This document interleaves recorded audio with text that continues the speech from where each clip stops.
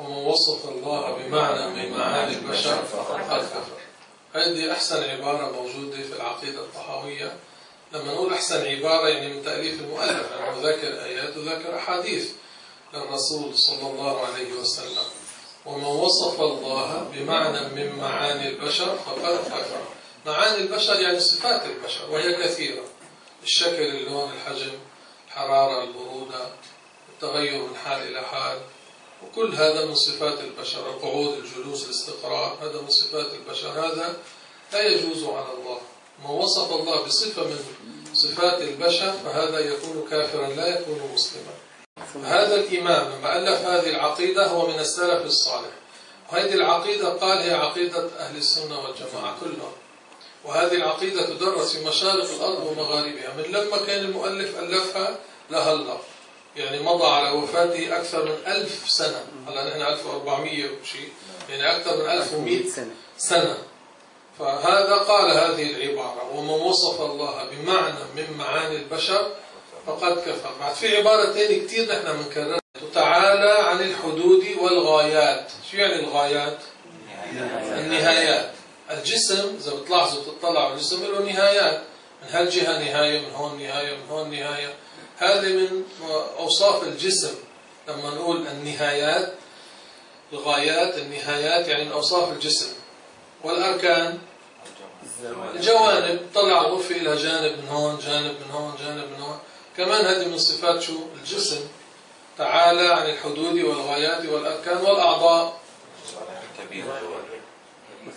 مثل اليد الجارحة، الرأس، الرجل الجارحة، الأدوات،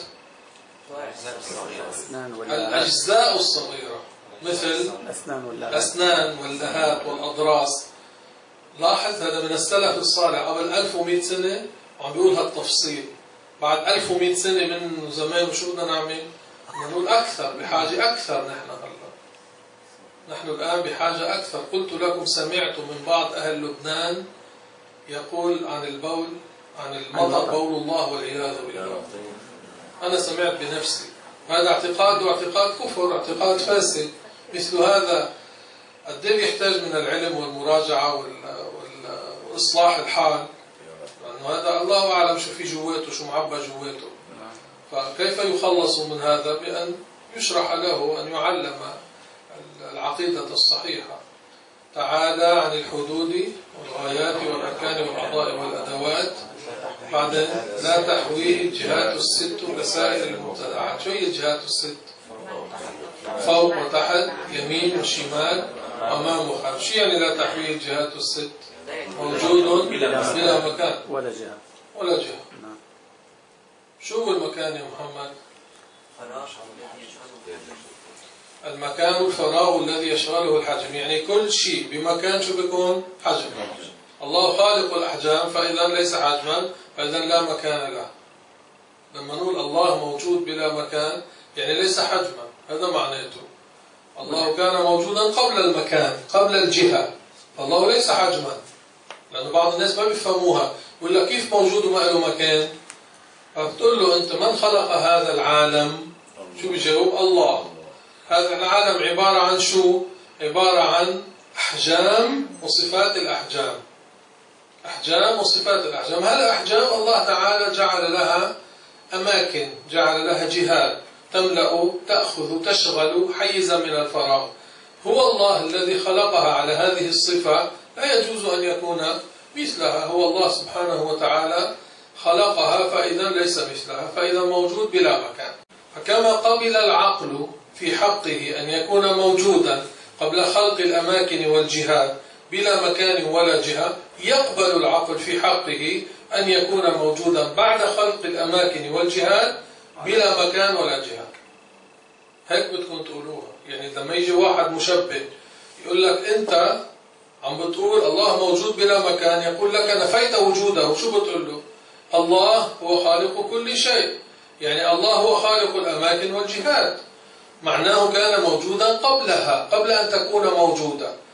فكما كان الله موجودا في الأزل بلا مكان ولا جهة، وقبل العقل في حقه ذلك، وهذا حق صحيح، لم يزل بعد أن خلق الأماكن والجهات موجودا بلا مكان ولا جهة.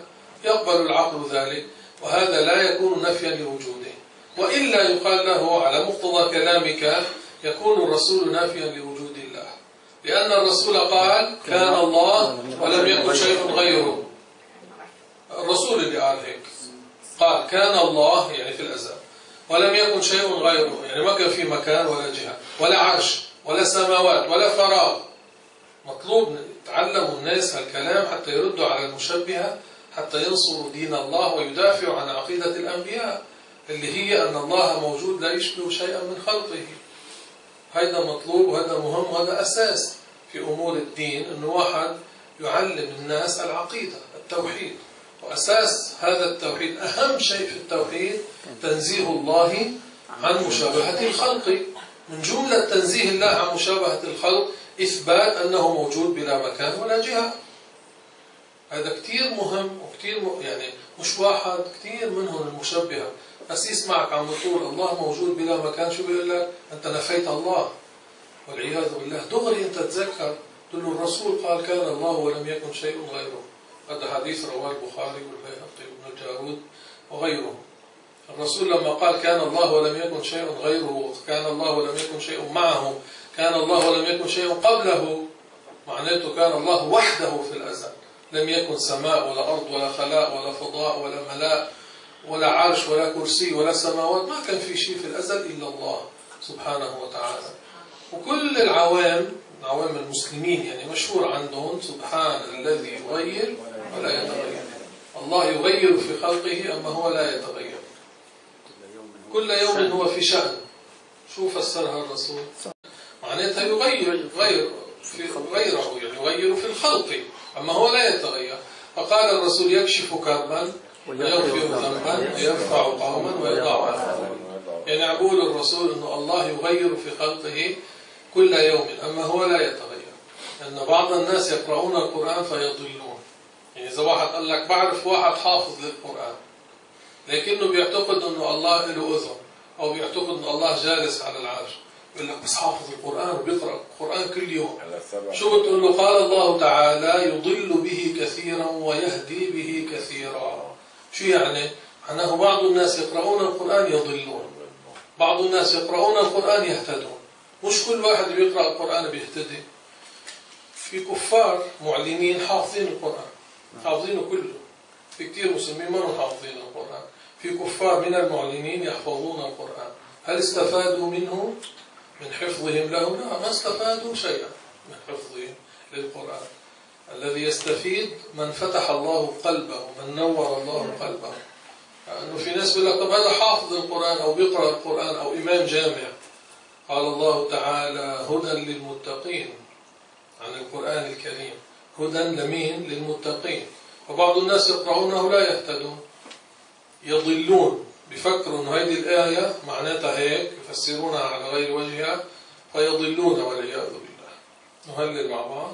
لا إله